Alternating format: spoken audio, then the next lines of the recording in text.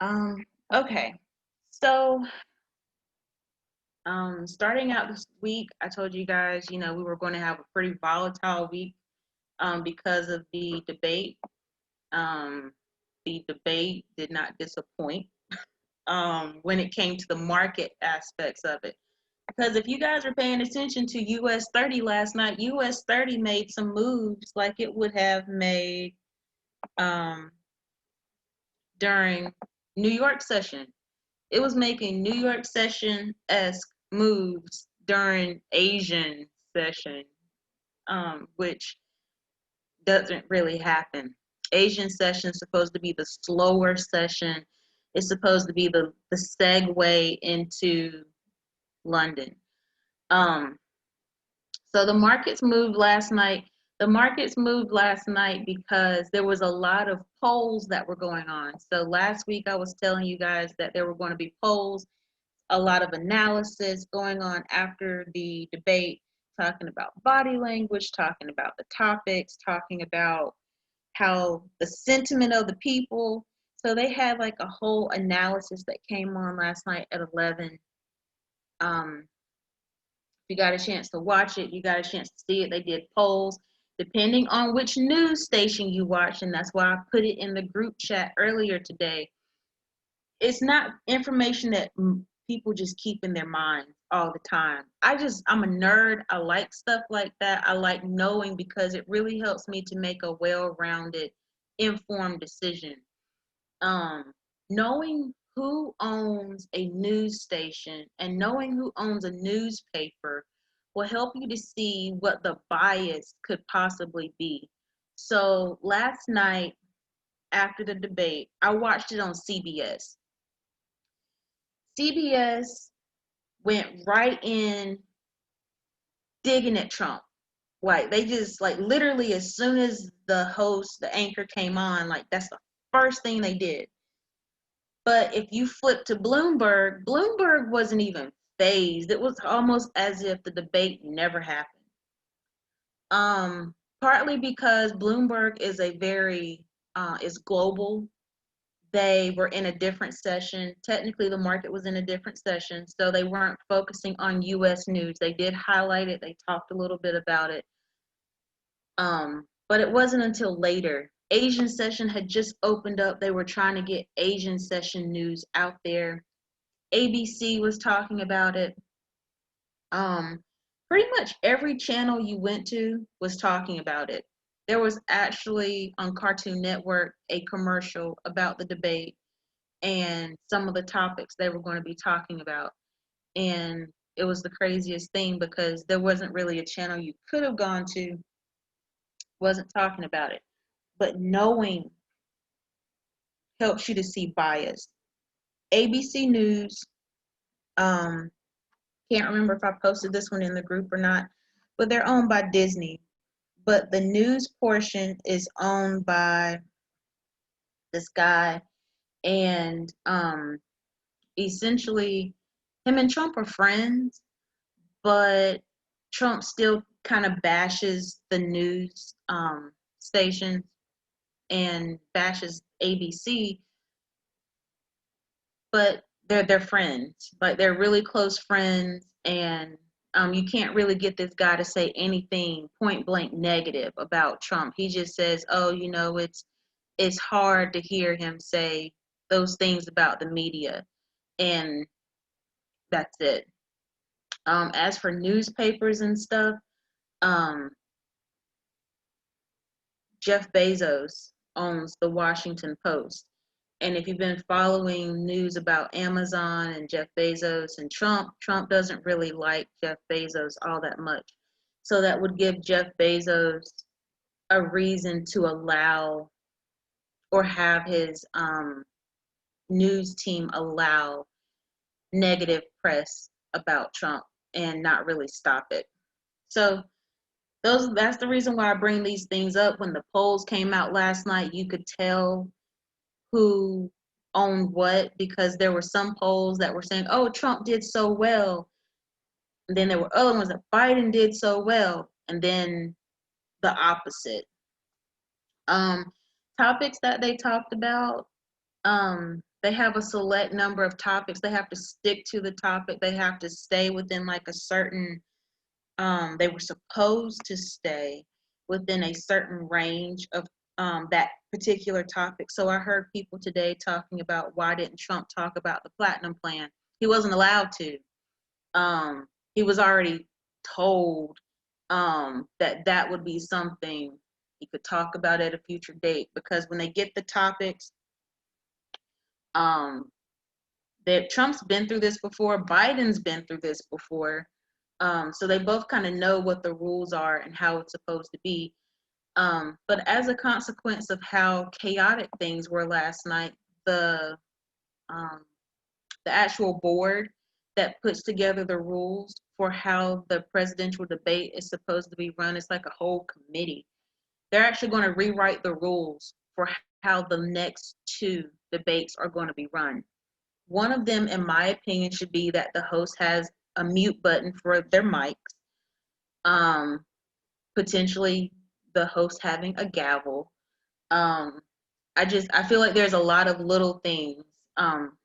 It just becomes annoying listening to some of the bickering, but the markets like the bickering.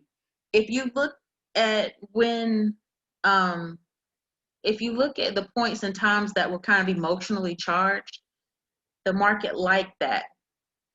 And then if you look at the topics that they kind of talked over one another during, they were hot topics too. So it kind of made, it fueled the market. Then that carried over to today.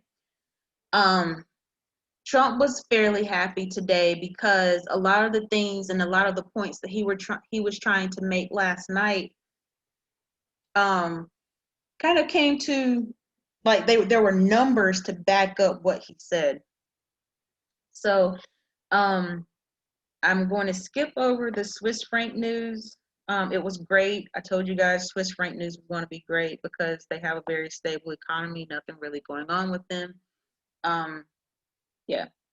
So for U.S. news, we had great job numbers. Our employment change was great, creating almost 100,000 jobs in the marketplace. Chicago PMI numbers were amazing. Final GDP numbers were right on par. Home sales were amazing.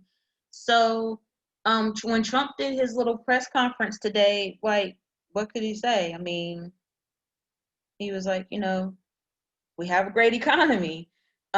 He did mention a few things about last night, but I mean, he can walk confidently saying that the things he talked about, the things he said, the things he mentioned about the economy, the numbers are right here.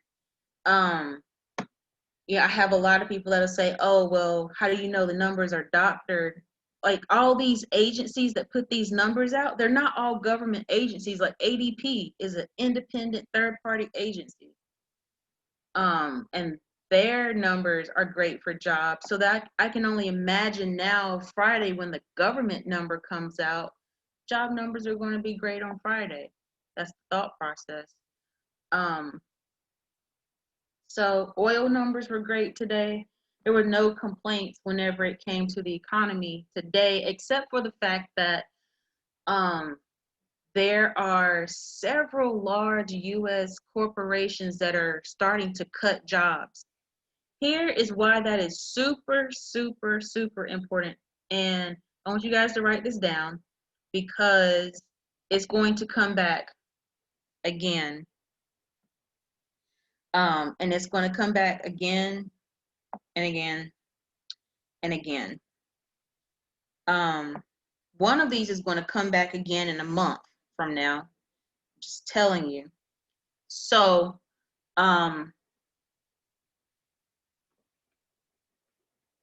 Disney. Disney's cutting about 28,000 jobs. There's another U.S. corporation cutting 3,800 jobs. Goldman Sachs is cutting a few hundred jobs.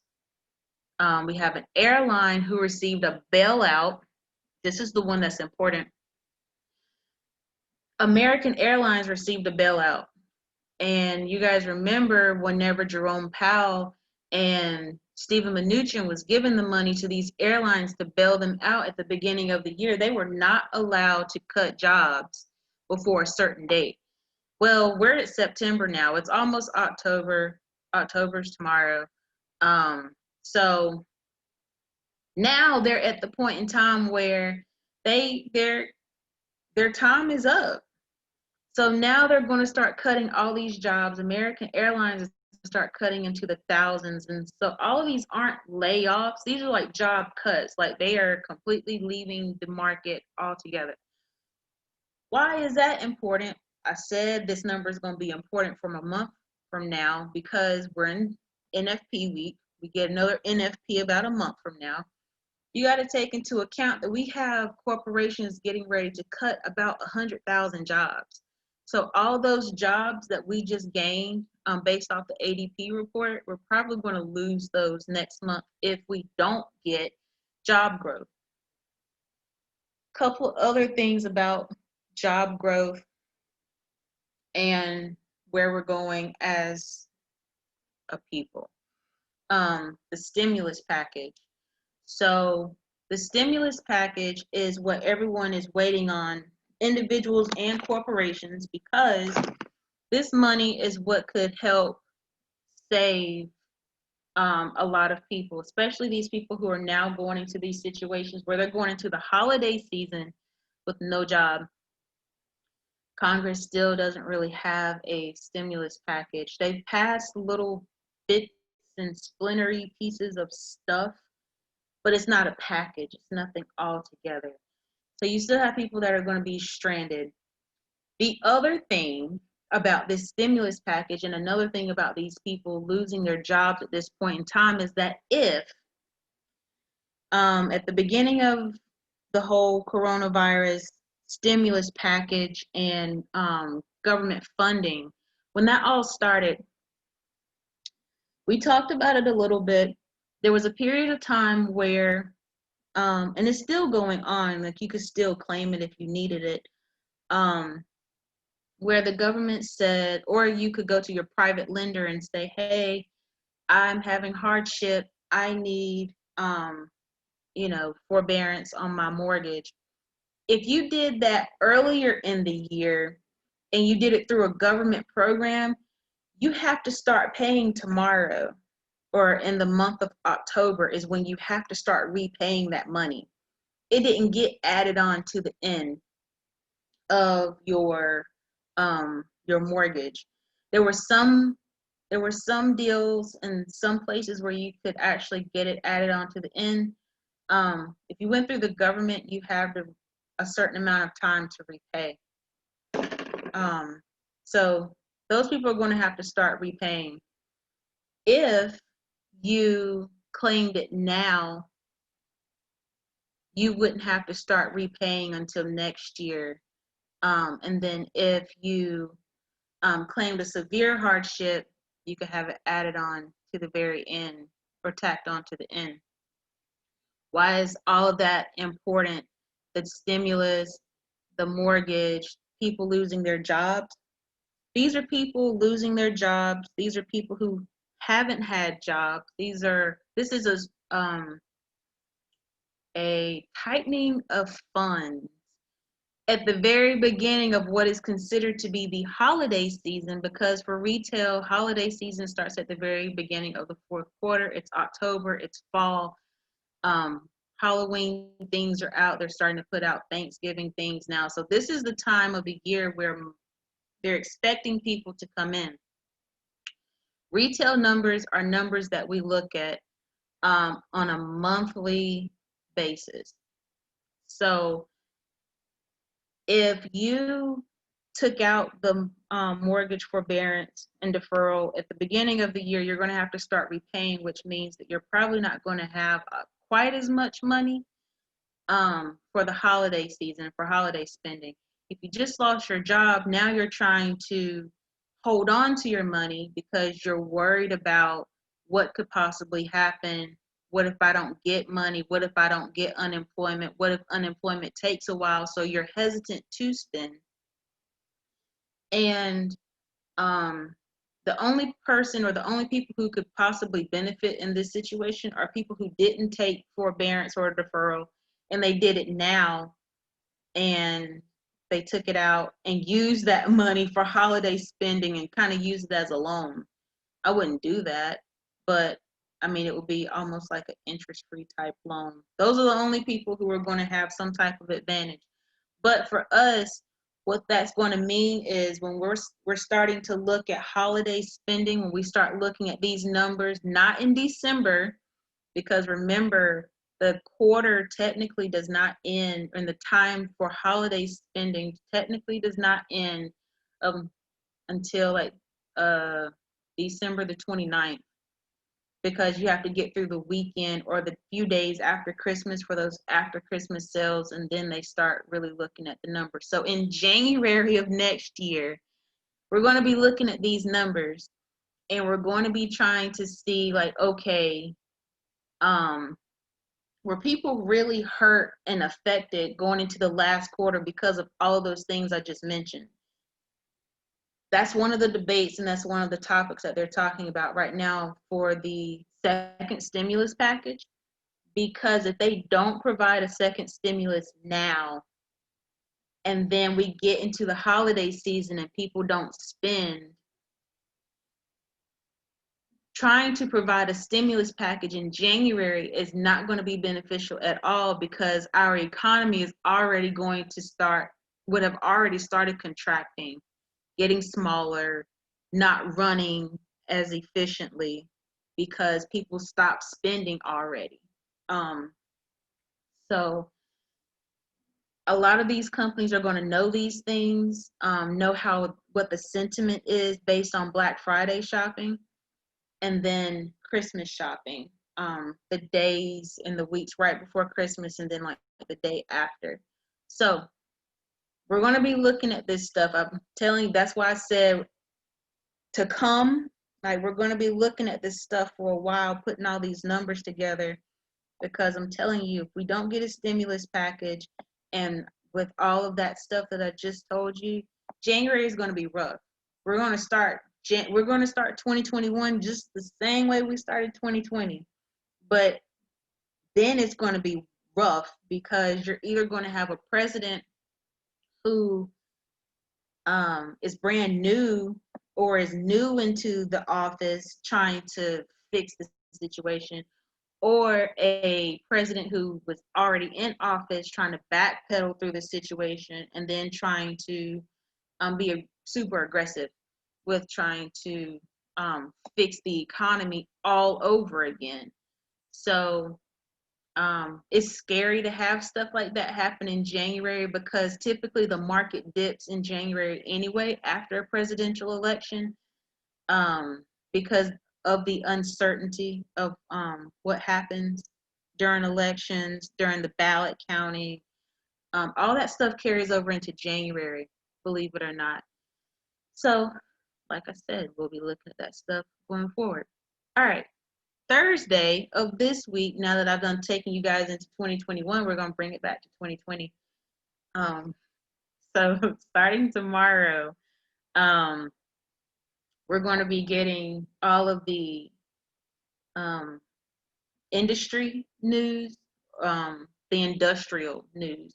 So we're going to be getting industrial news from Spain, Italy, France, Germany, from the European Union as a whole, from the UK, and from the United States and Canada. So everybody's going to have some type of manufacturing or services number that come out tomorrow. It's mostly manufacturing. So we get a lot of industrial news coming out tomorrow. It starts during London session.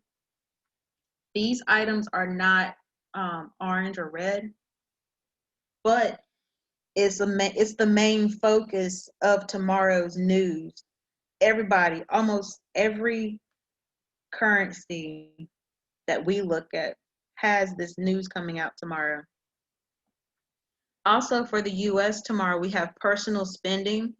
Personal spending and unemployment claims come out at the exact same time, about an hour before the market opens. Personal spending numbers are going to be important because of the fact of what I just said. people losing jobs, people needing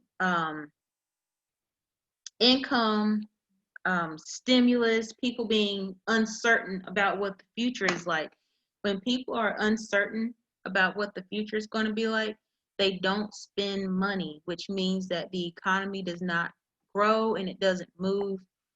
Unemployment claims, we look at this every week. You guys know why that's important. ISM manufacturing numbers, how businesses are producing, how they're able to buy, function, what are the numbers like that these managers have to contend with on a daily and weekly basis. And then Friday, Spain, it's one of the first times Spain has actually just released its own unemployment number. And then it's the first time that they've really done it on the same day that we release our job numbers. Canada usually does. But for that particular reason, Spain's unemployment change number is going to be important. Spain's number is also important because as we talk about the European Union and we talk about employment, Spain was hit fairly hard when it came to the coronavirus and their employment. Spain is also in a very, very, very, very heavy debt obligation to pay back the European Central Bank. So um, they need to get people in jobs. They need to get people producing products so they can release these products, sell, people make money, people grow the economy. Spain can pay back their debt obligation.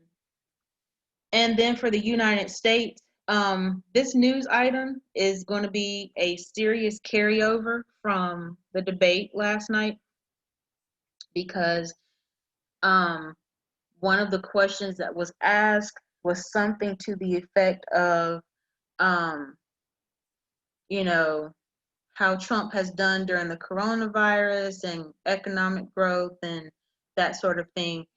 These numbers, I wasn't kidding you guys, like these numbers are going to be repeated over and over and over again and are going to be used not only for Trump's many press conferences, but for the next debate.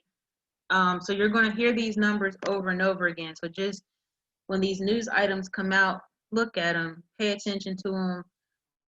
You don't have to actually remember the number itself, but remember if it was good or bad. Um, Average hourly earnings, we definitely need people at least making a, um, the equivalent to what the forecast is. If the employment change is the same or is consistent with what we got today, we should see this number be over 900,000 jobs or right at it. Um, and I say that based on this just being the forecast. I know the number that came out today was like a little over 700,000, but we definitely need to see this green. And then the unemployment rate, we want to see the unemployment rate drop because um, obviously we need people in jobs, we need people working so that we don't have any type of contraction in the economy. Then after that, we get consumer sentiment. The consumer sentiment number is going to play off of this personal income number and personal spending number. So personal income and personal spending go hand in hand, obviously, because when you bring in money, you can then turn around and spend the money. But if personal spending is good, then I would suspect that consumer sentiment will be good. If these numbers were, if they came out in the opposite order, you could pretty much predict personal spending based off of consumer sentiment, but it doesn't. So um, personal spending could be good or bad, and this number down here could be the complete opposite. But the idea is that whenever you look at personal spending, if personal spending is good, then more than likely the sentiment that people have around the market is going to be good because otherwise they wouldn't be spending the money. If personal spending is bad, then I would look for this number on Friday to be bad because people don't feel good about spending their money. They're not confident. And that's what this, in addition to consumer confidence that comes out also, the questions that they asked during this survey are fairly similar. And then Saturday, the only reason why I'm bringing this up is because I was talking to you guys about it on the spreadsheet, but Australia is the one that has the daylight savings time coming up this weekend. So I've got the daylight savings time flip flop for those countries. But just make sure you're aware. Anytime a country has daylight savings time, it shows up here on the Forex Factory calendar.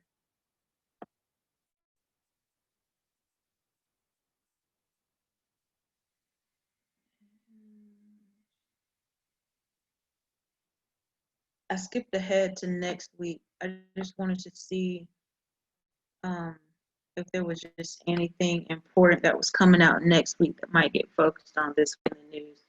The only thing is the Fed minutes come out next Wednesday, but they're not major Fed minutes.